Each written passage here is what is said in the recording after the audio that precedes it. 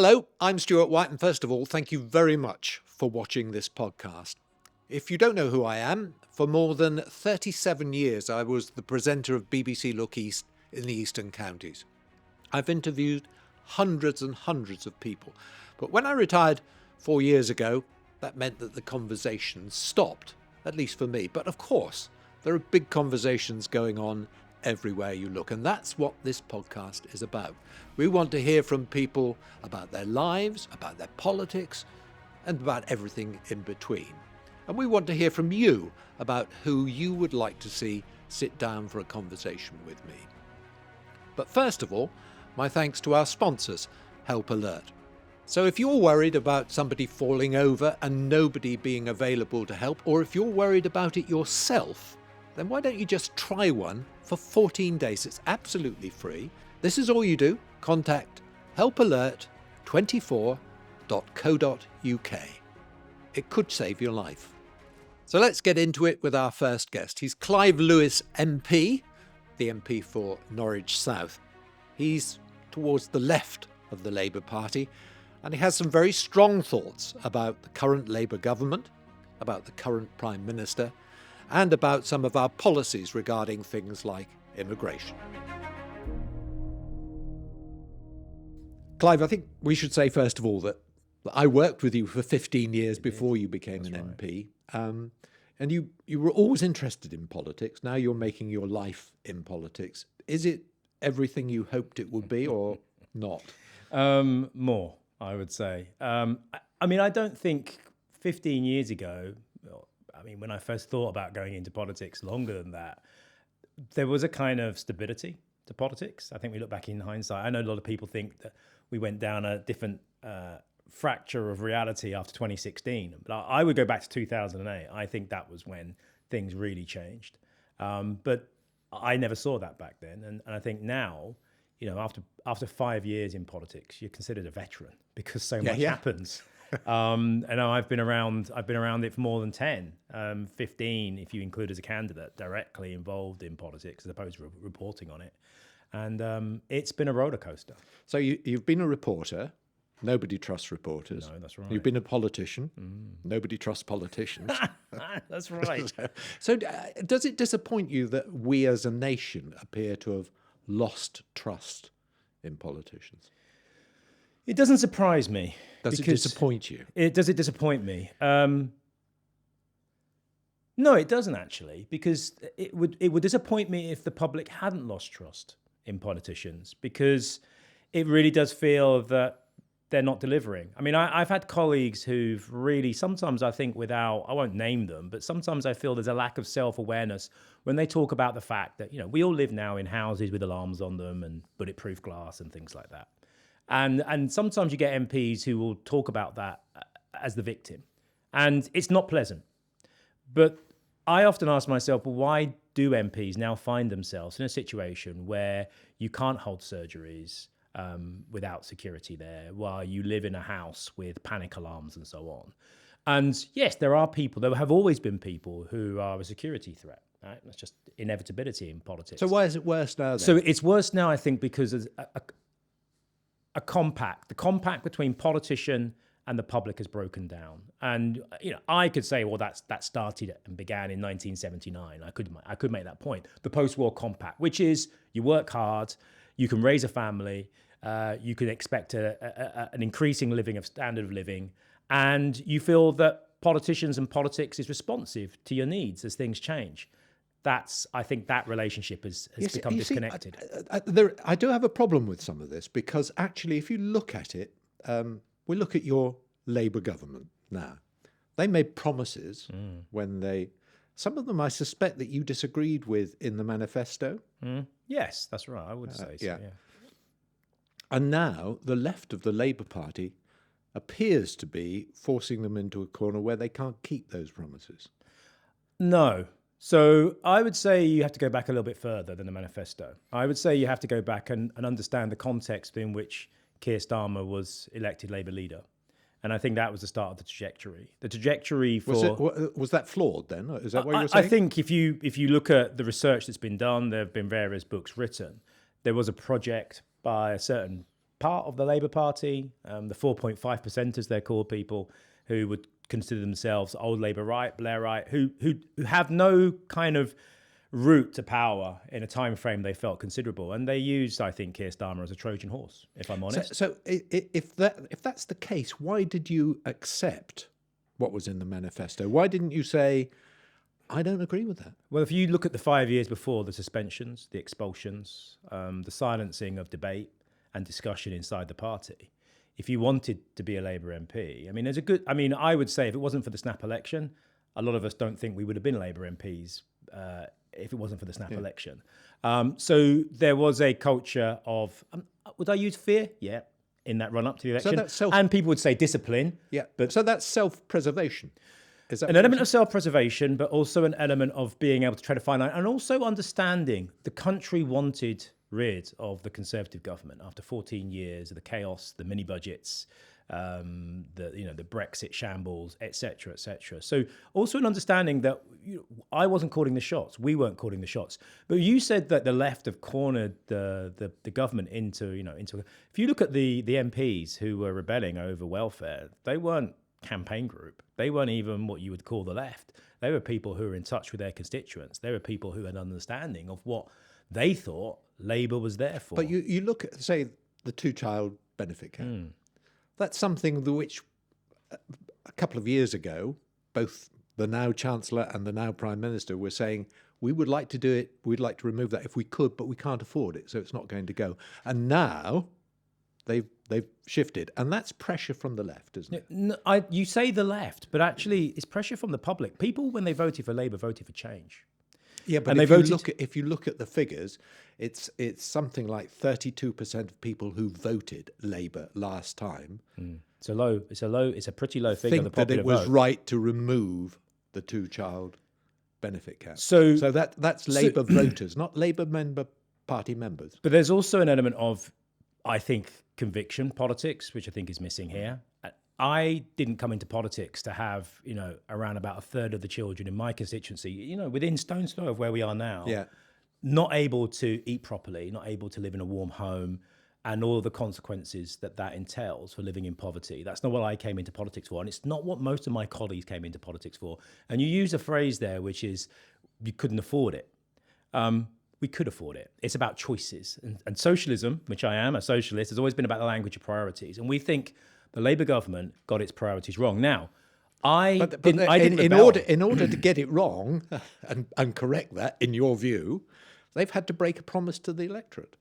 Which promise is that? Well, the one about the two-child benefit cap. Some of the things you have to admit that the Chancellor has been economic with the actuality over the last 18 months. So I can't speak for Rachel Reeves. Rachel Reeves speaks for herself. But what I would say is when I disagreed with some in the party and some of them got suspended from the party for voting on an amendment which would have called on the government in the King's speech to end the two-child benefit cap. I made the argument that we had just won on a manifesto that did not explicitly call for that. And I thought it was appropriate that as MPs who had just won on a manifesto that we had stood on, we might not have written it, but we had stood on it, that it was incumbent upon us to give this government time to turn that around and sort it out. And have they? Well, they have now. Yeah, they have done. They have now. But my view was on the King's speech, you don't mess around with the King's speech. The King's speech is like, you've won on that manifesto then gets implemented. But a year is a long time in politics, especially now. And, we're 18 months in. And I feel that the thing about a Labour government was that it wasn't just the fact that were we going to do it or not. It was about the fiscal rules that Rachel Reeves had wrapped herself in, which basically, to my mind, and many other economists and people in the Labour Party have locked in austerity. These are the fiscal rules have changed about 30 odd times since they've been established. So it's possible to have different fiscal rules. Now, I understand you can't change the fiscal rules every 3 months, every couple of weeks when something goes wrong. But if you've got a fiscal rule, it's a fiscal rule. You can't change it. But you can change it, and it has been changed multiple times by multiple governments. So, that's the nature of fiscal rules. Before we leave Rachel Reeves, you used an interesting word. You said it's not explicit, but it was implicit in it. When people vote Labour, they voted for a change from not just the chaos of the Conservative Party, but also, I think, the lack of compassion and what kind of country we wanted to live in. Now, some people might think that the two-child benefit cap was appropriate, who voted for Labour. And I would sit down happily, explain to them why I think that's not the case.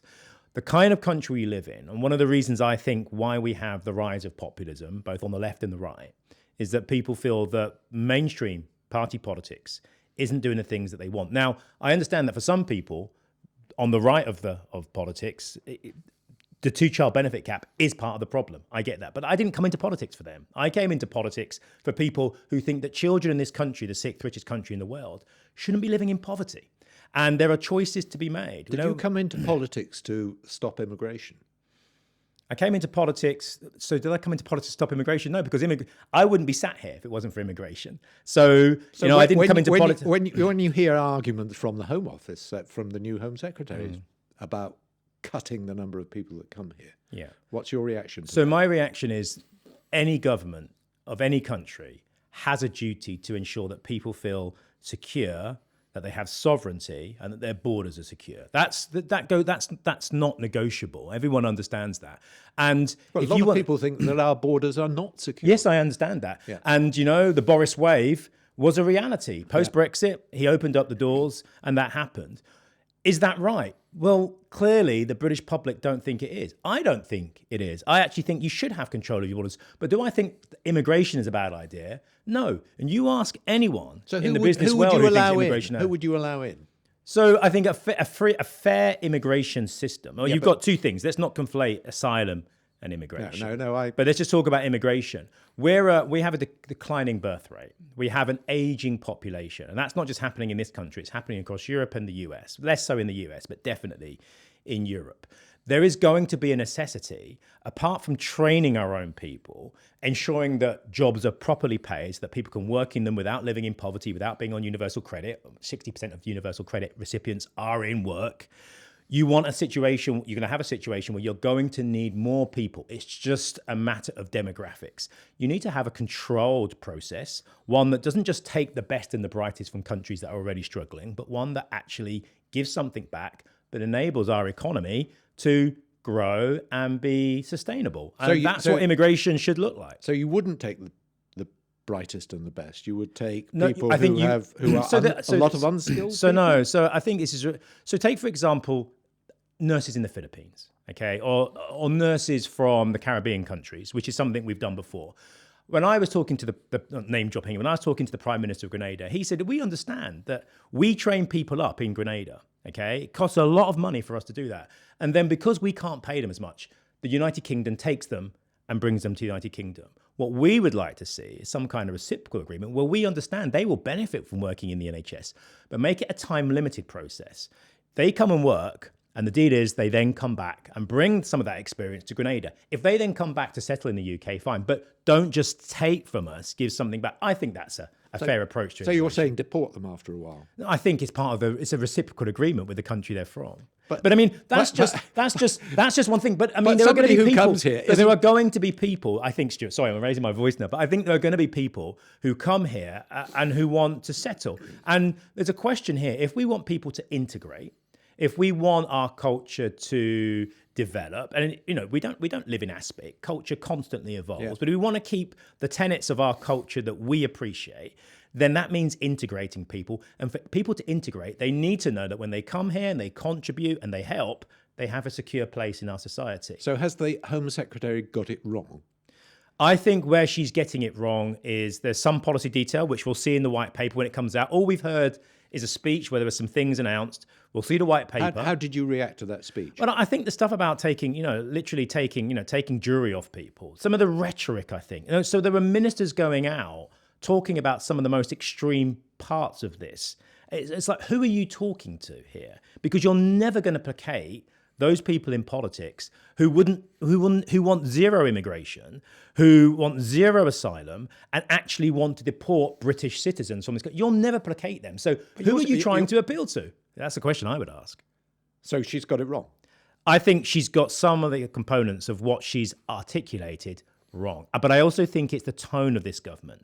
And I think it's also the rhetoric of this government in how they're approaching it. Look at what's happening at the moment. You've got riots that have happened twice in a row outside of hostels and hotels. That's not just because of what the Home Secretary has said, but there is a mainstreaming of racism, the language about invasions, about stop the boats.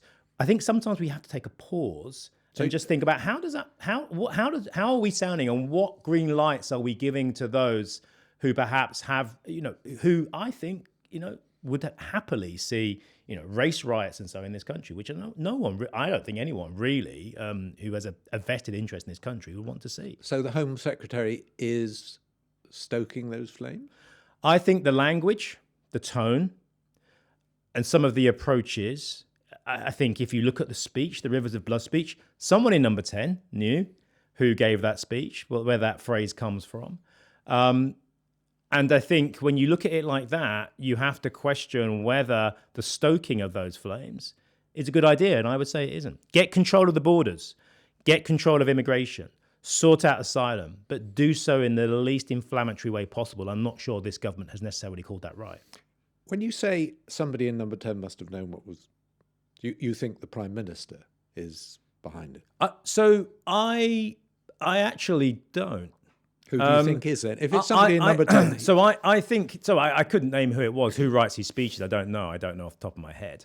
But someone somewhere, if you look at the Prime Minister's social media, which I'm sure he doesn't do himself, it has over the last year sometimes it's been tough for Labour MPs to watch what he puts out. I don't think he puts it out. That's not giving him a free pass because it's in his name. He's responsible for that. But there are elements in number 10, I think, who knew where that language comes from, its origins, and they were trying. It was more than a dog whistle.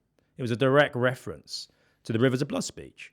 And I think ultimately, if you're going to use language like that, that tells people like me, it tells us a story. It tells us where this Labour government, the people who are running this Labour government, where they're heading and what they're doing and what they're prepared to do to hold on to power and to get their way. And it was a step too far for many people inside the party.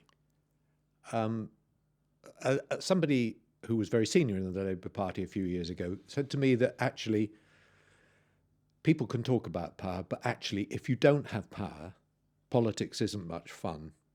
But I think the only time you've had a Labour government in power, as opposed to in government, was in 1945. Right. And I think outside of then, there are two strands of thought inside the Labour movement. There are those who believe, broadly speaking, that you come into government to ameliorate the system you find, the political economy. And you can tinker, you can make some reforms, but trying to change the power dynamics, the structures, is for the birds. And then there's that part of the Labour movement who believe that when you come in, your job is to reform and to change. And I think what we've had under Blair and now under Starmer is the former. Those who believe that you come in and manage what you find, make technocratic changes, but there's no actual structural change of the power dynamics. Right. Just play a game with me for a second, will you? Marks out of 10 for the Labour government so far. Oh, I remember before we came into power for Keir Starmer, I think I gave our former colleague, Andrew Sinclair, I think I said something like D-. Now, in out of government, 10. Out of 10, what's that? Out of 10, it's under 5. It's under 5. Chancellor? Under 5. Home Secretary? The current one, again, under 5. Prime Minister now? Under 5, well under 5. Do you think that that's a commonly held view within the Parliamentary Labour Party? Yes. So why is he still there? Why are they still there? There are dynamics in terms of timings. You'd need to ask the front runners, people like West Streeting and others, why they're not going now. Why is West Streeting a front runner? Well, you only have to open the papers to see why. Why? I think he's been a front runner for a long time. Why? I think people see him as a good communicator. He's very well connected. Really? I'm told. And I think actually listening to him, he is. But we're in a place now where this isn't just about communication. This is about substance. And I'm afraid to say that the grouping that now within the Labour Party, the faction, if you want, that runs government, didn't seem to have much of an idea about what they were doing in government. They did have a very good idea about what they would do to the Labour Party once they got into power and got into control of it, but less so about how they would run the country. And I think the shock for them is that simply being the adults in the room, competent technicians and managers of an economy, I think what they failed to understand was this is the perma-crisis. This is what climate shocks look like. This is what political instability looks like. This is what a financial and economic system which is coming to the end of its time looks like. You cannot apply the old rules that you thought you knew to where we currently are. And they're finding that out. We are coming to the limits of what a Western G7 country can do with the old tools and levers at its disposal. And that means that democracies need new tools and levers, and it doesn't feel that they're prepared to do that. You see, a lot of people listening to you say that will think that you're talking revolution. No, of course not. I'm not a revolutionary socialist. I'm a democratic socialist.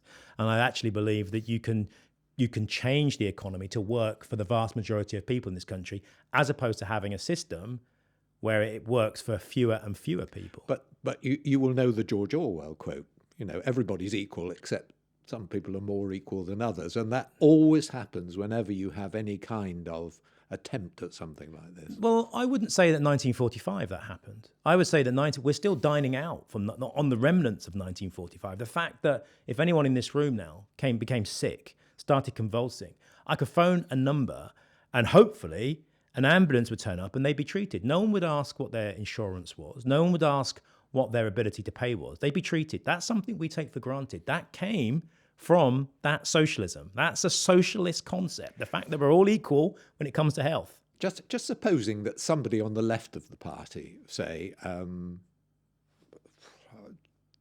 somebody like Angela Rayner, say, phoned you up one day and said, I'm thinking of making a comeback. I'm thinking of running for the leadership. Would you like to be part of my team? What would you say? Well, if someone asked me that question, I think that would be a private conversation for me and them. So it's yes? It's a private conversation for me and them. All right, then you've the King of the North. You've said you would give up your seat for him. Would you really? No. He would never ask, Stewart. I mean, I think it was a hypothetical question. And the issue is Andy Burnham is a creature of the Northwest. And I think everyone knows if he comes back into Westminster, it's going to be from the Northwest. But would he be any different from the ones that we've got? Well, we wouldn't know until he started. But all you can do is look at what he's been doing in Manchester, the political culture he's established. I mean, if you look at what he was doing in Stockport the other week, with the new Stockport Development Corporation there, he was introduced by a Liberal Democrat. He was, he's had support from Conservative politicians in the Northwest. This is someone who's building a consensus. But you will know it's very different running Manchester from running countries. Of course. And I mean, he may take on Sir Keir Starmer's Air Mile account, mightn't he? He very well could. But I think there are things which transfer over from a big city region like Greater Manchester, the fastest growing part of the country. And I think there's a political culture that he's adopted. And, I firmly believe that culture eats strategy for breakfast. And the political culture he's built in Manchester, and there'll be people in Manchester that disagree with this. There'll be Labour MPs in Manchester that disagree with this. But I think the culture that he's developed there, how they've approached partnerships between the private and the public sector, about how they're trying to shape what their communities look like through a democratic process rather than just developers deciding what Manchester looks like. They're not getting it right all the time, but they're trying. Having the bus network, understanding that transport, being able to get to and from work makes a massive difference across Greater Manchester when it's at an affordable price, which they've brought back in-house. But most of the country doesn't live in Greater Manchester or doesn't live in London. They're not going to get a transport system like you can have. Why not? Well, you're not going to have it. But if you had one in Norfolk, say, for example. Yes. You're not going to have people commuting by little underground trains from dwindle? No, we're not. But why not have the ambition for having a better public transport network for Norfolk and Suffolk? We've got devolution coming this way, and that's a why. So one of the things I think, Stuart, that social democrats, social democrats in particular, of which I'm a part of a social democratic party, I think we've forgotten how to dream. We've forgotten how to think big, how to apply the spirit of 45 to 2025 and beyond. And I think that's part of the problem that we now face. I think some of this disappointment with the Labour government is its small ambition. The fact that there seems to be a lack of vision. The moment requires boldness, it requires vision, and it requires consensus, building the argument for something different. You've already told me that actually, apart since 1945, Wilson, Callaghan, Blair... Some of them better than others. They were all no good. No, of course not. They all contributed. They all did something. They all bent a knee. They all did something. But what I would say was, I mean, look, I understand 1945 was a unique situation. The government that came in 1945 had been in government throughout the war. It had been learning its trade, so to speak. It had the confidence of what you would call the British establishment and state in terms of it increased production, war production, manufacturing, it mobilised people. So it was able to kind of step in. You could say that about the Labour Party. You've been in opposition since 2010. But this was different. In 45, we were actually in government with Winston Churchill in that coalition. And so it was a lot easier to come out of that coalition and then deliver those things. It was also a wartime economy. People came back. They didn't want to go back to what happened after the First World War with Geddes' Axe and the cuts and the people, on the streets begging with no limbs. They didn't want that. They wanted to build something different. And we have that choice now before us. Okay, so just supposing that when the next general election comes, Sir Keir Starmer is still in number 10 and Rachel Reeves is still in number 11, where Streeting is still hoping to be Prime Minister someday, and the manifesto is much as it is now, would you stand? That's a hypothetical. No, it's not. It is a very hypothetical situation because there were so many other. Look. If you can't answer it, that means that maybe you're thinking, well, I might stand again because I'll try and change it. It's possible. Again. It's possible that I decide that politics isn't for me, and that because of the state of the Labour Party. Possibly, it's a possibility. I mean, I wouldn't be the first politician who thought that actually, if this is the high watermark of where we are, of all that's possible, then maybe I can make change and make a difference in another place, not inside the machine that is going to deliver what probably, to my mind, if it was a very similar manifesto with the same people operating, which I find very difficult to believe, but let's just say hypothetically it was, then I can't see anything other than disappointment. So I possibly might think, why don't I go into a different form of work? So what do you think the chances are that the same people will be in charge come the next election? 0. When will they be changed? I have no idea because I'm not one of the men in grey suits or women in grey suits. Yeah, but you must have an idea. Do you think? I mean, did you think Did you think that Keir Starmer and Rachel Reeves would survive past the budget? Yes. Do you think that they will survive past next year's local elections? I think that becomes dicier, and that's not a revelation. I think you only have to open any paper to see that May is the point at which things kind of get really fruity. And then you have and I'll say this to you, because I think both the Tory party, the Tory right, and the Labour Party, the Labour left, are both supported by their own party members, and they would like to elect somebody that they think thinks in the same way. I would say to you that I suspect that the great British public doesn't want either of those two extremes. They want something in the middle. Do you think Andy Burnham's an extreme? He's not an MP. Do you think Angela Rayner's an extreme? I'm just going through the list of people that we're talking about. Look, no one wants to see... This is your friend, Angela Rayner. No, I know Angela Rayner well. I'm just talking about the names that get mentioned in the media. Yeah. I mean, there's Ed Miliband, there's Angela Rayner, there's Wes Streeting, there's Andy Burnham. Those are the four names. Which of those do you not want?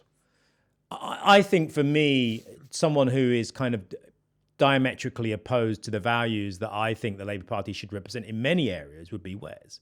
But that's my personal preference. So that if Wes Streeting became the leader next year, you would think, what? You're still ploughing the same furrow? It would feel like a continuity candidate. Yeah, I would say so. Are members of the Labour Party and members of the Conservative Party the right people to select a Prime Minister? See, this is always the question, the issue of democratic legitimacy after a general election outside, a change of leader. And I think it's something that MPs are very aware of. The Conservatives did it 3 times in the last government. I think Rishi Sunak, Boris Johnson, and Liz Truss. I don't think people do it lightly, but I think ultimately we don't have a presidential system. Even though people often vote for the party leader, we have a parliamentary system, and in parliamentary democracy, leaders can change. That's part of how the constitutional system works. It's the king who doles out the sovereignty, and he doles it out to whoever that majority of MPs want to go to be the recipient of it. That's how it works. I think any politician in either the Conservative Party or the Labour Party would be wise to be cautious to not take the British public's patience for granted, because there is a delegitimisation that takes place. You can't avoid that, but that's just the reality of politics. If you had a message for Sir Keir Starmer now, what would it be? Would it be, it's time to go? It actually wouldn't.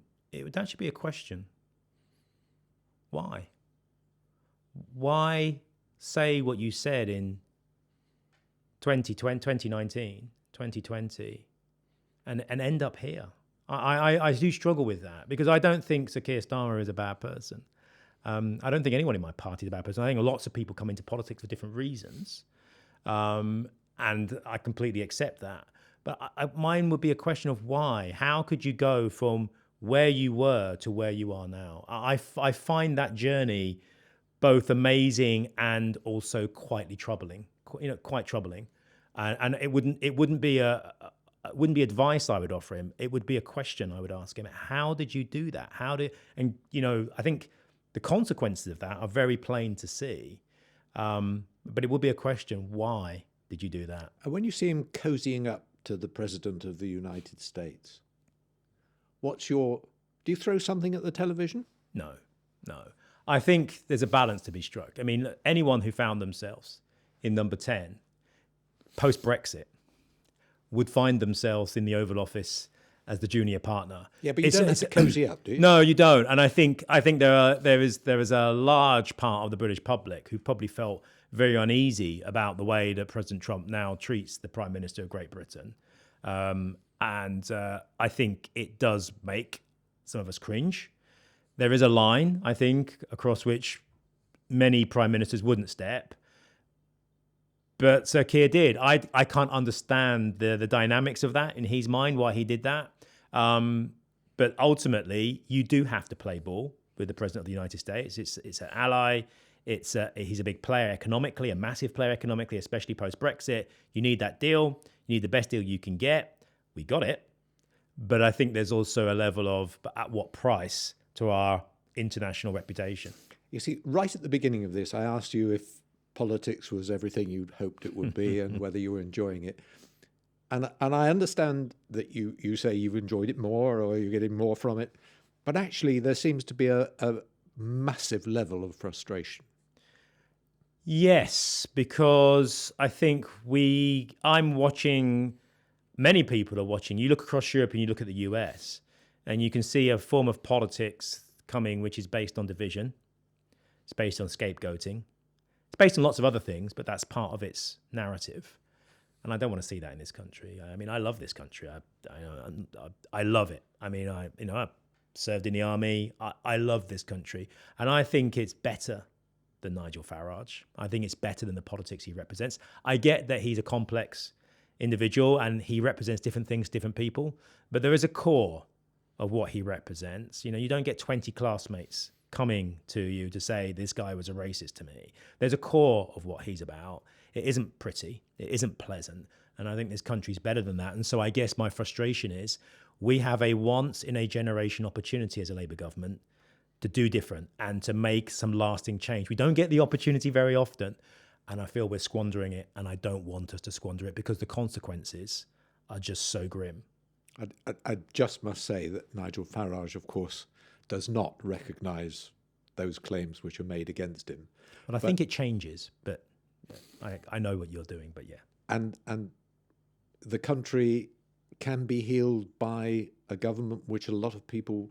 The fact that Jeremy Corbyn didn't get elected and actually suffered quite badly at the election